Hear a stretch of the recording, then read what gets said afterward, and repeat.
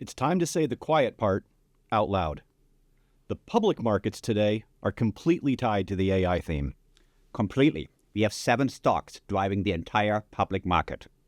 You'd have to go back to the 1970s to see this level of concentration. And today, these companies aren't just correlated, they're investing in each other.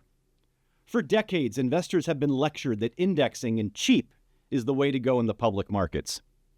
So how many of you know how much exposure you really have to NVIDIA stock and in how many different places? We aren't saying that AI isn't important.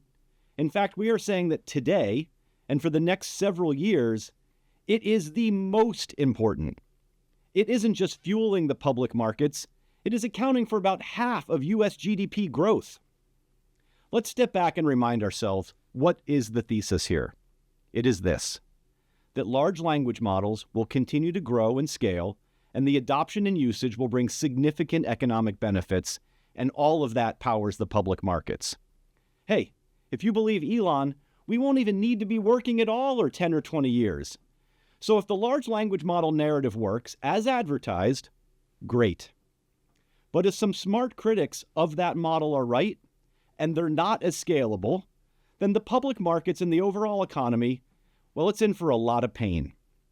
And about those humanoid robots doing all of our household chores, hey, we've been dreaming of this since the Jetsons first aired in 1962, and we will still be dreaming for a long while. Meanwhile, the robots that actually matter to your private markets portfolio, they're here now.